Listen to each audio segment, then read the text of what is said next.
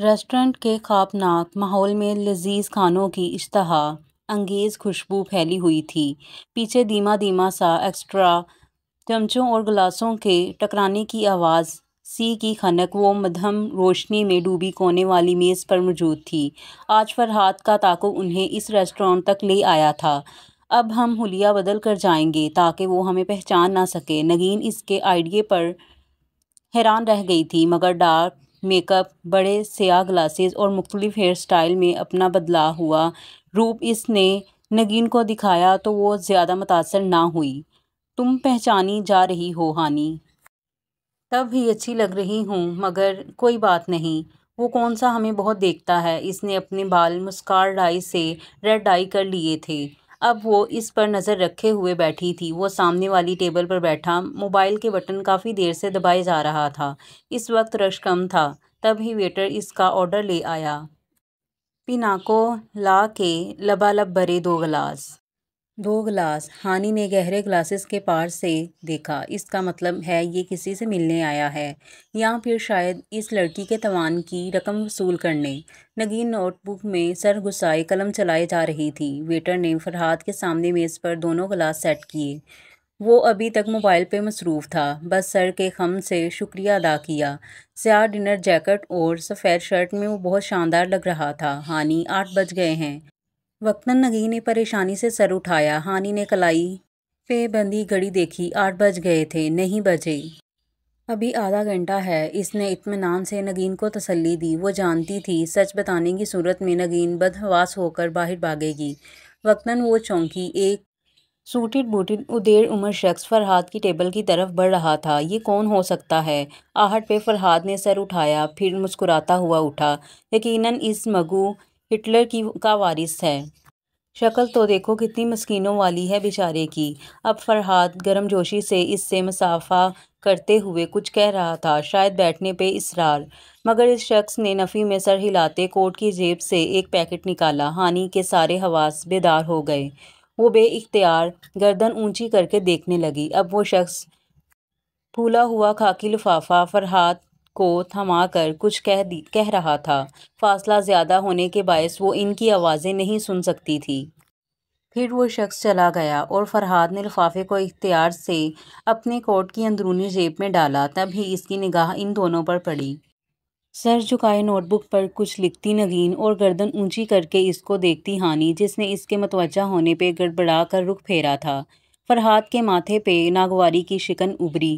لب بھینچ کر وہ اٹھا اور لمبے لمبے ڈگ بڑھتا ان کی ٹیبل تک آیا۔ اب بھاگنا بے سود تھا۔ وہ جان کر دوسری طرف دیکھنے لگی۔ آپ دونوں ادھر کیا کر رہی ہیں؟ عین اس کے سر پہ پہنچ کر وہ درشتی سے بولا۔ نگین کے ہاتھ سے قلم پھسلا۔ گڑبڑا کر اس نے سر اٹھایا، مگر ہانی نے پرسکون انداز میں اس کی طرف گردن موڑی۔ ہم سے کچھ نہیں کہا۔ کیا میں آپ کو دیواروں سے باتیں کرنے والا لگتا ہوں؟ لگنے کو تو آپ بہت کچھ لگتے ہیں، وہ زیر لب بڑبڑائی، پھر سر جھٹکا۔ خیر، آپ کی تعریف، آپ کیوں میرے پیچھے ہر جگہ پہنچ جاتی ہیں؟ مسئلہ کیا ہے آپ لوگوں کو؟ وہ خاصا برہم تھا۔ ہانی نے جواباً حیرت سے نگین کو دیکھا۔ تم ان کو پہچانتی ہو؟ شائستہ؟ کون شائستہ؟ نگین الجھی۔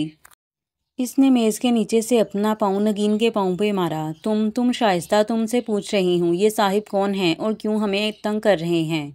اپنی اداکاری کے جوہر آپ کہیں اور دکھائیے گا۔ میری بات کان کھول کر سنو تم دونوں۔ وہ آپ سے تم پر اتر آیا۔ آئندہ اگر مجھے اپنے پیچھے تمہاری صورت نظر آئی تو اپنے پاؤں پہ گھر نہیں جاؤ گی۔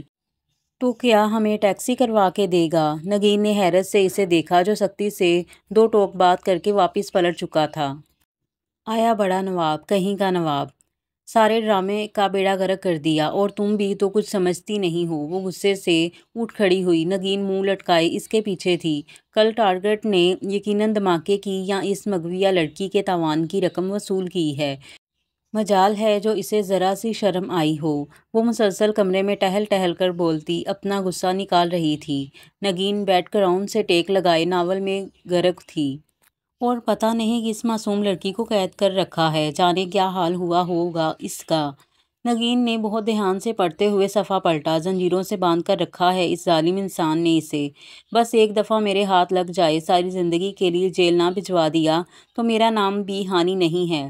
تم نے سنا ہے جو میں نے کہا؟ ہاں ہاں، نگین نے بوکھلا کر سر اٹھایا۔ تم نے کہا پانی نہیں ہے۔ تب ہی خالہ کمرے میں داخل ہوئیں، بس آخری فقرہ کانوں میں پڑا پریشان ہو گئیں۔ کیا پانی نہیں ہے؟ اللہ بخشے میرے سسر مرحوم کو، وہ کہا کرتے تھے جس گھر میں پانی بار بار ختم ہو اس کے گھر والوں کے رزق سے برکت اٹھ جاتی ہے۔ ٹھہرو میں موٹر چلواتی ہوں۔ ہانی نے سر پکڑ لیا۔ یہاں کوئی ٹھیک سے بات سننے کو تیار نہ تھا، اور تم کیوں سر پکڑے بیٹھی ہو؟ اللہ بخشے میرے مرحوم وہ کہا کرتے تھے اگر سر کا درد ایک دفعہ شروع ہو جائے تو جاتا نہیں ہے۔ درد نہیں ہے خالہ؟ پھر اٹھو، تمہاری اماں کا فون آیا ہے PTCL پر۔ وہ گہرا سانس لیتی اٹھی۔ اماں موبائل نہیں رکھتی تھیں۔ یہ کیا ذرا سی بات اور کریڈٹ ختم؟ ایسی غربت میں ہم سے تو گزارا نہیں ہوتا۔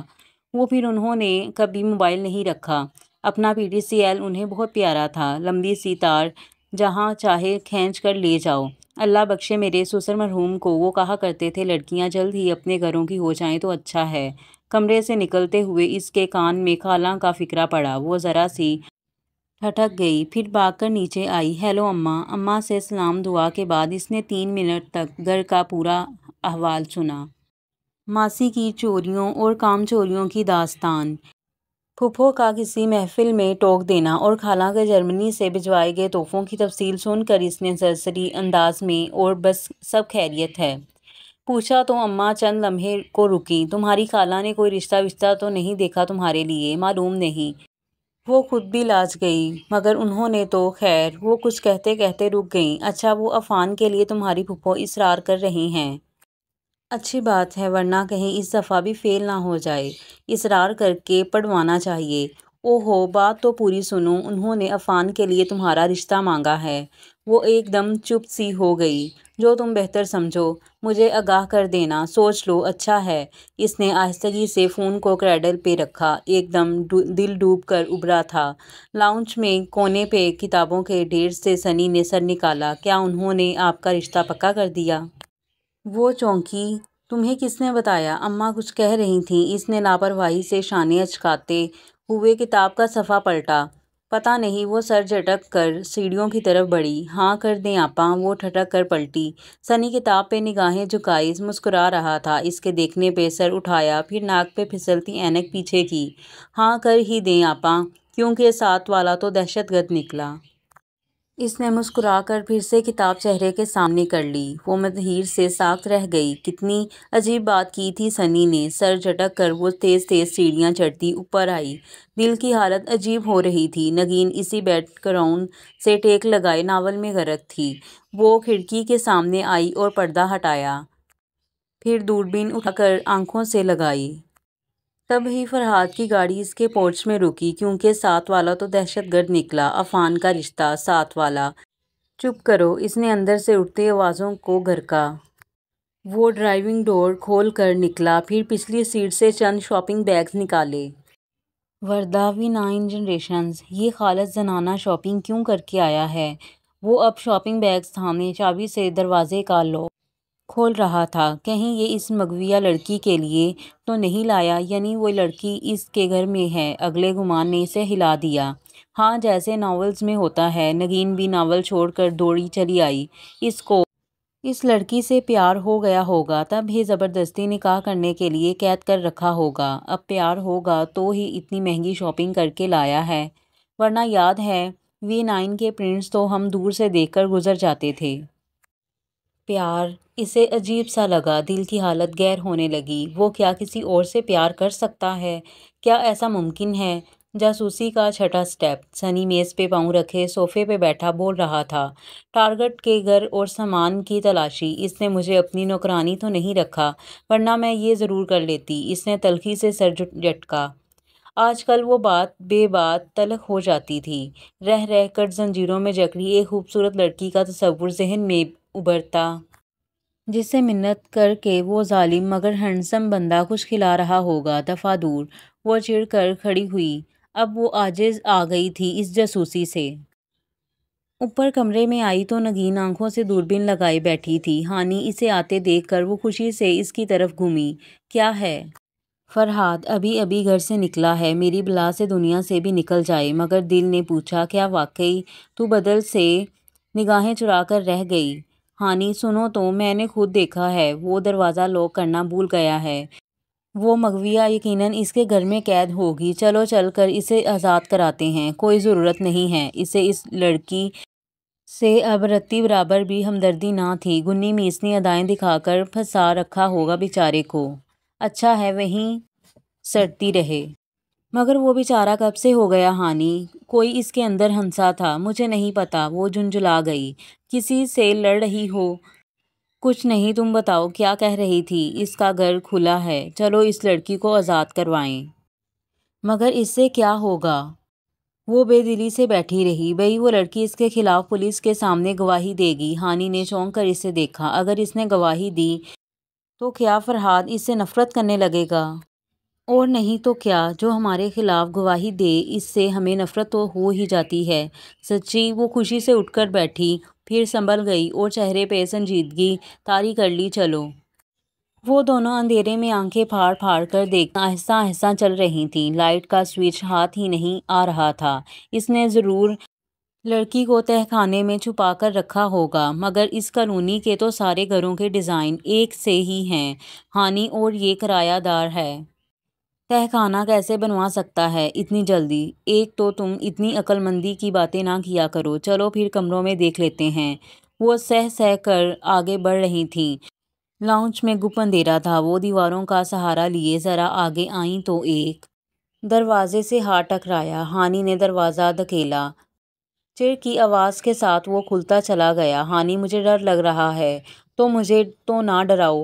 ہائے ہانی، اگر اس گھر میں جن بھوت ہوا تو؟ نگین میری جان مت نکالو۔ اس کا اپنا دل زور زور سے دھڑک رہا تھا۔ بمشکل خود پر قابو رکھے اس نے کمرے میں قدم رکھے۔ اے سی کی کھنکی ابھی تک باقی تھی، کسی قیمتی پرفیوم کی مہک کمرے میں پھیلی تھی۔ وہ اندھیروں کی طرح ٹٹولتی آگے بڑھ رہی تھی، جب گھٹنا کسی سخت چیز سے ٹکرایا۔ اف، وہ کراہ کر رہ گئی، پھر ہاتھ سے ٹٹولا۔ لکڑی کا سیرا تھا، شاید بیڈ کی پائل تھی۔ یہ تو اس کا بیڈ روم ہے، آؤ کسی اور کمرے میں۔ تبھی پورچ میں گاڑی رکنے کی آواز آئی۔ او مائی گاڈ، وہ واپس آ گیا۔ ان کے رہے سہے اوسان بھی جاتے رہے، اب کیا کریں؟ چلو کہیں چھپتے ہیں۔ کھڑکی کے پردے ذرا سرکائے، باہر سے چھن کی آتی چاندنی میں اسے کونے میں رکھے کشن نظر آئے۔ آؤ۔ وہ نگین کا ہاتھ تھامے اس طرف بڑھی۔ لاؤنج کے داخلی دروازے کا ہینڈل ایک کلک کے ساتھ کھلا اور باری بوٹ داخل ہونے کی آواز آئی۔ دونوں کشن کے پیچھے بیٹھ گئیں۔ ایک بڑا کشن اپنے اوپر رکھ لیا اور پیچھے جھولتا پردہ اس پر ڈال دیا۔ لاؤنج کے فرش پہ جوتوں کے چلنے کی آواز آ رہی تھی۔ ہانی کا سانس رکنے لگا تھا۔ اگر پکڑی گئی تو؟ اسے چشم تصور میں اپنا آپ زنجیروں میں جکڑا دکھائی دے رہا تھا۔ وہ اب بیڈ روم کی طرف آ رہا تھا، قدموں کی چاپ نزدیک آ گئی تھی۔ تب ہی نگین نے ہلکی سی سرگوشی کی۔ ٹائم کیا ہوا ہے؟ فرہاد کا حولاسا اسے دروازے میں کھڑا دکھائی دیا۔ وہ جیسے متلاشی نگاہوں سے ادھر ادھر دیکھ رہا تھا۔ ہانی نے چاندنی میں چمکتی وال کلاک دیکھی اور پھر چہرہ نگین کے کان میں تقریباً گھسا کر بہت دھیرے سے بولی، 8 بج گئے ہیں۔ کیا؟ نگین حلق کے بل چلاتی ہوئی کھڑی ہوئی۔ کشن نیچے گرا، پردہ ہٹ گیا، ساتھ ہی فرہاد نے لائٹ آن کر دی۔ سارا کمرہ روشنی میں نہا گیا۔ وہ اسی پریشانی کے عالم میں دروازے کی طرف بھاگی۔ فرہاد راستے میں کھڑا تھا، مگر نگین کو جیسے ہوش نہ تھا۔ ہٹیں جی، وہ اسے ایک طرف کر کے باہر نکل گئی۔ ہانی شاکڈ سی بیٹھی رہ گئی۔ وہ اس کے سامنے ہی کھڑا تھا، سینے پہ بازو باندھے، دیوار سے ٹیک لگائے۔ وہ کڑے تیوروں سے اسے گھور رہا تھا۔ میرا نصیب کے چکر میں نگین اس کا نصیب غارت کر گئی تھی۔ آپ نیچے کیوں بیٹھی ہیں مس ہانی؟ اوپر آ کر بیٹھیں۔ طنز میں ڈوبی آواز پہ وہ ہوش میں آئی۔ ہاں وہ ڈرامہ لگ گیا ہوگا۔ وہ اٹھی اور نگین کی طرح سر جھکائے تیزی سے دروازے کی طرف بڑھی، مگر فرہاد نے ہاتھ بڑھا کر دروازہ بند کیا اور سامنے آ کھڑا ہوا۔ وہ ڈرامہ، وہ منمنائی۔ ڈرامہ تو میں آپ کو بتاتا ہوں کیا ہوتا ہے، وہ کہتے ہوئے 2 قدم آگے بڑھا اور الٹے پاؤں پیچھے ہٹی۔ تو آپ ادھر کیا کرنے آئی تھیں؟ وہ ہمارا کیبل نہیں آ رہا تھا تو ڈرامہ دیکھنے؟ میرے بیڈ روم میں آپ کو ٹی وی دکھائی دے رہا ہے؟ ہانی نے ادھر ادھر دیکھتے ہوئے نفی میں سر ہلایا۔ نہیں تو اس کا کیا مطلب ہے؟ یہی کہ آپ ٹی وی افورڈ نہیں کر سکتے۔ وہ جیسے جیسے آگے بڑھ رہا تھا وہ ویسے ویسے ہی الٹے قدموں پیچھے ہو رہی تھی۔ شکل سے تو آپ بہت معصوم لگتی ہیں۔ شکریہ، سب یہی کہتے ہیں۔ وہ معصومیت سے مسکراتی پیچھے ہٹتی دیوار سے جا لگی، اور پیچھے دیوار، سامنے وہ، اب کیا کرے؟ مگر سب کو کیا معلوم کہ اتنی معصوم شکل بھی چوری کرنے کے لیے کسی کے گھر میں داخل ہو سکتی ہے۔ چوری؟ وہ شرمندہ سی سر جھکائے کھڑی تھی، تڑپ کر سر اٹھایا۔ چور ہوں گے آپ کے نان کے دانت کے، میں آپ کو چور لگتی ہوں؟ تو میرے گھر میں یوں کیوں داخل ہوئیں؟ ارے بھاڑ میں گیا آپ کا گھر، میں تو اس بیچاری کو چھڑانے آئی تھی جسے آپ نے اغوا کر کے قید کر رکھا ہے۔ وہ چند لمحے خاموشی سے اسے دیکھتا رہا، پھر آہستہ سے بولا، آپ کو کس نے بتایا اس کے بارے میں؟ وہ پل بھر کو ساکت رہ گئی۔ آپ نے واقعی؟ ایک موہوم سی امید تھی کہ شاید اس کے گمان جھوٹے ہوں، وہ اچھا بندہ ہو، وہ سب اس نے خود سے فرض کر کے غلط سمجھا ہو، مگر اس کے اعتراض نے اسے کنگ کر دیا تھا۔ جی میں نے اپنی منگیتر کو اغوا کر کے اوپر والے کمرے میں قید کر رکھا ہے، اور شاید اب مجھے آپ کو بھی ادھر باندھنا پڑے۔ اور کیا کیا جانتی ہیں آپ میرے بارے میں؟ نہیں، وہ چاند رات والا بلوسٹ، بے اختیار زبان دانتوں تلے دبائی۔ اچھا یہ خبر بھی آپ کو ہے؟ اب تو مجھے آپ کو لازمی ادھر باندھنا پڑے گا۔ نہیں پلیز مجھے جانے دیں، تاکہ آپ میرے خلاف پولیس میں رپورٹ کر دیں۔ نہیں میں نہیں کروں گی، پلیز مجھے جانے دیں۔ اس کا گلا رند گیا، آنکھوں سے ٹپ ٹپ آنسو گرنے لگے۔ آپ یہی سوچ رہی ہیں نا، تاکہ مجھے بہلا پھسلا کر آپ یہاں سے نکلیں اور گھر جا کر چھوٹتے ہی پولیس کو کال کریں۔ نہیں، وہ پھر ہکلائی، کم بخت تو ٹیلی پیتھی بھی جانتا تھا، مجھے پتا ہے تم یہی کرو گی۔ سو میری بات غور سے سنو، تمہارے گھر کے ہر موبائل اور لینڈ لائن فون اور انٹرنیٹ پہ میں نے آبزرویشن لگا رکھی ہے، اور اگر تم نے پی سی او کے لیے گھر سے باہر قدم نکالا بھی تو میرے بندے تمہیں واچ کر رہے ہیں۔ جس لمحے تم نے گڑبڑ کی میں اس لڑکی کو مار دوں گا۔ نہیں پلیز اس کو کچھ مت کہیے گا، میں کچھ نہیں کروں گی۔ اور اگر چاند رات تک تم گھر سے بھی نکلی تو پلیز میں کچھ نہیں کروں گی، مجھے جانے دیں۔ اس کے آنسو ٹپ ٹپ گر رہے تھے۔ کوئی گڑبڑ ہوئی تو یاد رکھنا۔ دھمکی آمیز ادھوری بات کر کے وہ سامنے سے ہٹا تو وہ بری طرح روتی ہوئی باہر بھاگی۔ پھر اپنے گھر کے باہر اس نے آنسو پونچھے۔ ہانی افسردہ بیٹھی نگین اسے لاؤنج میں داخل ہوتے دیکھ کر بے اختیار اٹھی۔ تم ٹھیک تو ہو؟ آئی ایم سوری، میں چپ، وہ گھررائی۔ مگر میں بالکل چپ، وہ سختی سے کہہ کر کاؤچ پہ آ گری۔ تب ہی کتابوں کے ڈھیر سے سنی نے کچرے کی طرح گردن اوپر نکالی۔ کیا آپ جانتی ہیں اگر جاسوسی کے سارے اسٹیپ فیل ہو جائیں تو کیا کرتے ہیں؟ ہانی اور نگین نے سر اٹھا کر اسے دیکھا۔ تو اگلا اسٹیپ استعمال کرتے ہیں، محفوظ انداز میں کہتا وہ پہلے کی طرح شروع ہو گیا۔ جاسوسی کا 7واں اسٹیپ، ٹارگٹ کی۔ ہانی نے پیر سے جوتا اتارا اور نگین نے کشن اٹھایا۔ اگلے ہی لمحے دونوں چیزیں سنی کی طرف اڑ رہی تھیں۔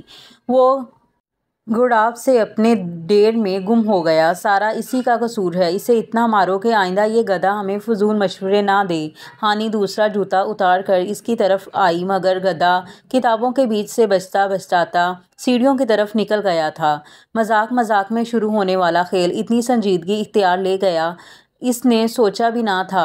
کتنی ہی دفعہ گھر سے باہر نکلنے کا سوچا یا نگین کو کچھ بتانے کا، مگر ہر بار اس کی دھمکی یاد آ جاتی تو وہ سہم جاتی۔ دل تو ویسے ہی آج کل روٹھا ہوا تھا، ہر شے سے بیزار، ناراض اور تنہا۔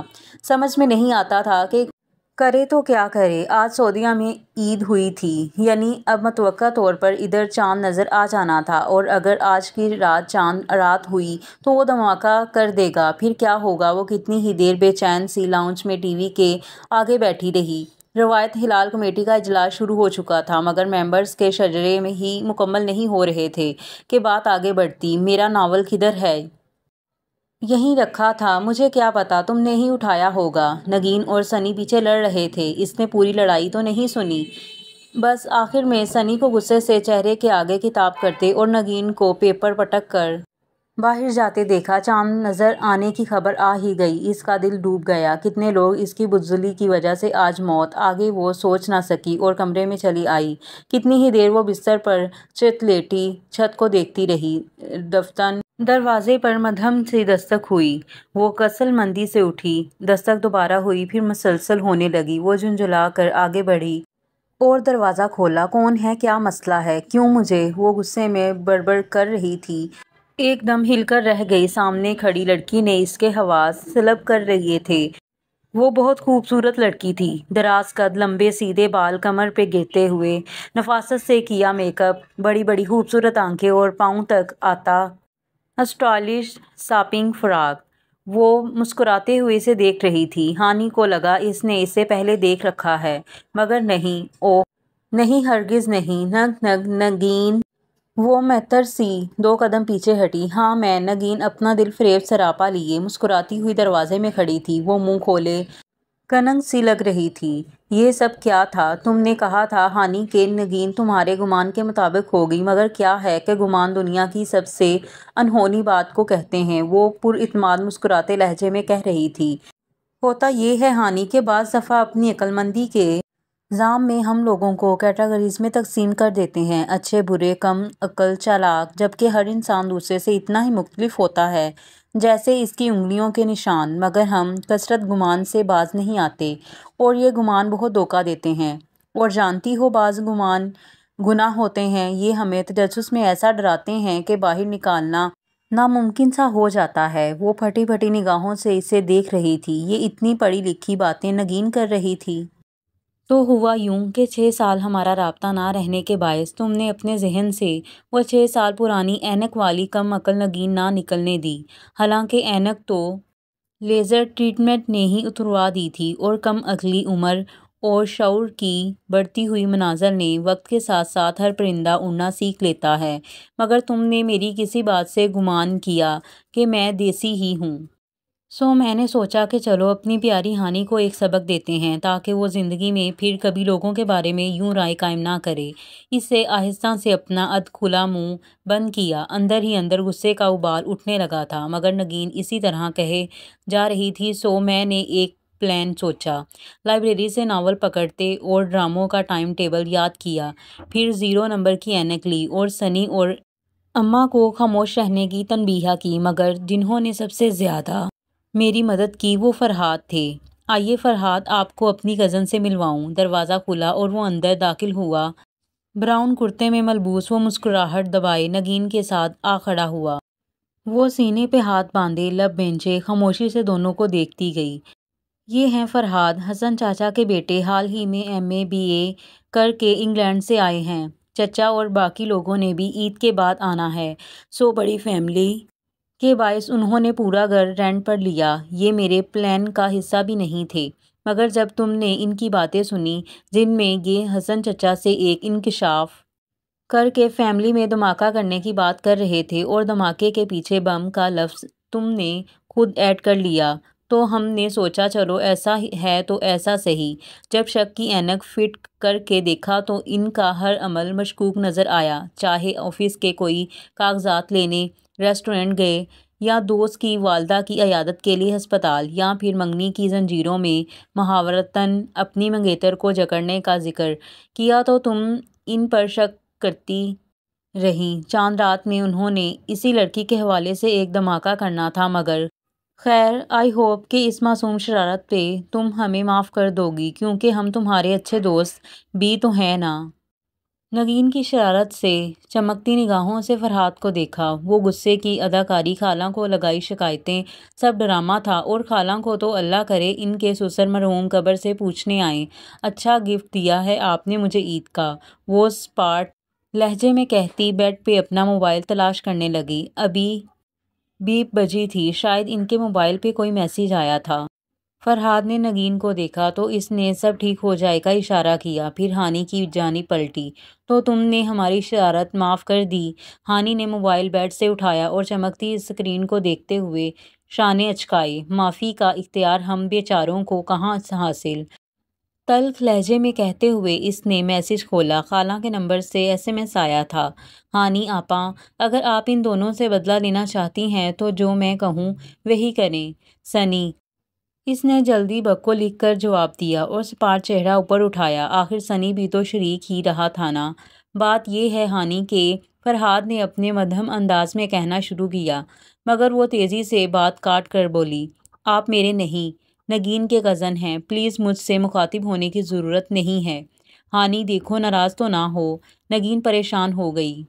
تب ہی میسج کی بیپ دوبارہ بجی۔ اس نے سر جھکا کر ہاتھ میں پکڑا، موبائل دیکھا۔ جاسوسی کا چھٹا سٹیپ، سنی جو کہے اس کی ہاں میں ہاں ملاؤ۔ آگے ایک آنکھ مارتا چہرہ تھا۔ ہانی آپا دفتن۔ سنی نے دروازے سے جھانکا۔ ان تینوں نے پلٹ کر دیکھا۔ آپ کی فلائٹ کنفرم ہو گئی ہے، خالہ کا لاہور سے فون آیا تھا، پوچھ رہی تھیں۔ میں نے بتا دیا کہ آپ نے 10 بجے کی فلائٹ سے آنا ہے، صبح یہیں بکنگ کرائی تھی نا آپ نے؟ نگین نے حیرت سے اسے اور فرحاد نے ذرا پریشانی سے نگین کو دیکھا۔ تم واپس جا رہی ہو؟ ہاں 10 بجے کی فلائٹ ہے۔ اس نے جاسوسی کے چھٹے سٹیپ پر عمل کیا۔ اور خالہ یہ بھی کہہ رہی تھیں کہ آپ نے منگنی کے فنکشن پر اماں کو انوائٹ کر لیا؟ نہیں میں ابھی کر دیتی ہوں، وہ سمجھ کر نگین اور فرحاد کی طرف پلٹی جو الجھے سے کھڑے تھے۔ کس کی منگنی؟ میری منگنی، بہت اعتماد سے اس نے بتایا۔ میری پھپھو کے بیٹے عفان سے میری منگنی عید کے تیسرے روز طے ہے، آپ لوگ ضرور آئیے گا، اور فرحاد صاحب آپ بھی انوائٹڈ ہیں۔ اب اگر آپ لوگ مجھے ایکسکیوز کریں تو میں اپنی پیکنگ کر لوں۔ مگر ہانی پلیز مجھے دیر ہو رہی ہے، وہ بے رخی سے کہتی الماری کی طرف بڑھ گئی۔ ایک دم فرحاد تیزی سے کمرے سے نکل گیا۔ نگین بھی متاثر سے اس کے پیچھے ہوئی۔ سنی سب سے آخر میں پلٹا۔ وہ دونوں نکل چکے تو سنی نے باہر کے لیے قدم بڑھائے۔ وہ الماری چھوڑ کر تیزی سے لپکی اور کان سے پکڑ کر گڑاب سے سنی کو اندر کیا اور دروازہ بند کیا۔ گنے میسنے مجھے بیوقوف بنا رہے تھے سب، ایک میں ہی ملی تھی یہ گھٹیا مذاق کرنے کو۔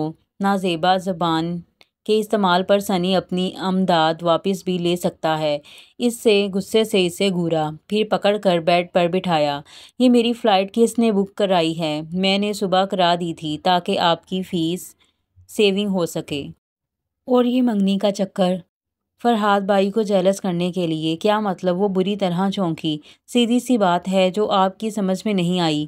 آپ غالباً چھت پر بیٹھی آسمان کے نظارے کر رہی تھیں جب فرحاد بھائی نے آپ کو دیکھا اور فوراً حسن چچا کو فون گھمایا کہ شادی کروں گا تو اسی لڑکی سے۔ وہ لڑکی پسند کرنے ہی ادھر آئے تھے، مگر جب آپ چینی لینے گئیں تو خواہ آپ کو تنگ کرتے رہے۔